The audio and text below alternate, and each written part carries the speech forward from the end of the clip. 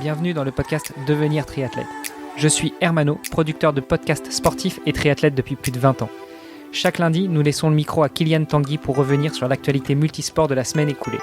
Kylian produit chaque jour le podcast Sport Actu, dans lequel il revient sur les résultats et faits marquants sportifs de la journée. Retrouvez-le sur Apple Podcast et sur Instagram à sport.kyliantanguy. Juste avant de vous laisser écouter cet épisode, j'ai un service à vous demander. Aidez-nous à faire grandir la communauté en partageant cet épisode et plus globalement ce podcast au plus grand nombre. Allez, assez discuté, place aux actus du moment avec Kylian Tanguy. Sport Actu, c'est l'actu sport. Chers auditeurs, je vous souhaite la bienvenue sur un nouvel épisode de Devenir triathlète. L'épisode du jour ne sera pas le plus joyeux, mais il est important car il concerne la sécurité. Vous n'êtes peut-être pas passé à côté, à l'occasion du Steeman 113, un drame a été déclaré.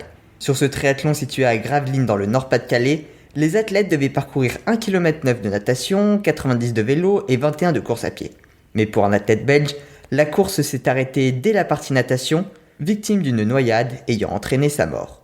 Un communiqué de presse publié par les organisateurs a déclaré que les soins d'urgence prodigués sur place par l'équipe de soins n'avaient malheureusement pas permis de le réanimer et qu'il s'agissait d'une perte pour sa famille, mais également pour toute la famille triathlon.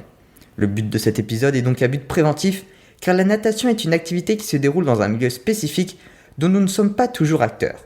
Dans un rapport publié il y a à peine 10 jours par le ministère chargé des Sports, ils ont chiffré le nombre de noyades à 1000 en France et à 372 000 dans le monde. Ce sont des chiffres en augmentation, notamment liés à la fermeture des piscines à cause de la pandémie de Covid-19. Alors en ce début d'été, forcément, vous allez vouloir reprendre la nage en eau libre, mais n'oubliez pas les bonnes pratiques. Nagez dans les zones de baignade surveillées ou alors le long du rivage et partez accompagnés pour vous surveiller les uns les autres. L'outil indispensable aujourd'hui, c'est surtout la bouée. Elle aura de nombreux bénéfices pour vous.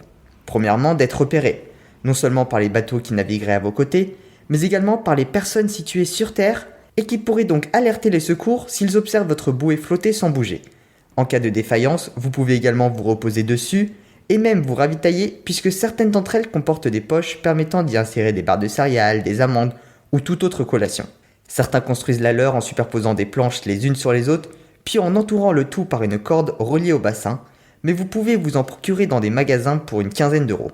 Pour les compétitions, les départs sont souvent les endroits où le risque est le plus grand. Avec les départs groupés, les moins bons nageurs se retrouvent souvent pris dans les vagues et secoués dans tous les sens telle une machine à laver. Alors bien qu'aujourd'hui les départs soient souvent différés, n'hésitez pas à vous entraîner. Hermano et Olivier en ont déjà parlé plusieurs fois, mettez-vous à 5, 6 ou 7 dans la même ligne d'eau et partez tous en même temps sur 15 mètres. Vous pouvez également le faire en eau libre, en courant depuis la plage, puis en vous élançant tous ensemble dans l'eau dans un petit périmètre. Enfin, si jamais vous n'êtes pas à l'aise, laissez les autres partir.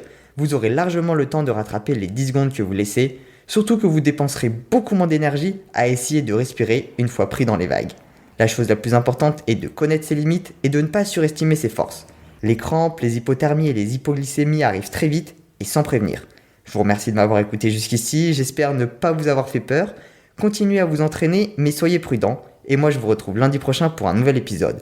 Retrouvez-moi également sur mes 2 autres podcasts. Chaque soir Sport Actu pour les actualités sportives de la journée en 3 minutes.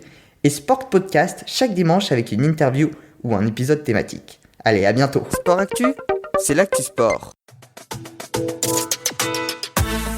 Merci d'avoir écouté cet épisode jusqu'à la fin. Si vous l'avez apprécié, venez sur le groupe Facebook pour nous laisser un commentaire et interagir avec nous. Vous nous aideriez aussi énormément en allant sur Apple Podcast pour laisser une revue 5 étoiles de préférence à ce podcast Devenir triathlète et au podcast de Kylian Tanguy, Sport Actu. Allez, à demain pour lancer la thématique de la semaine.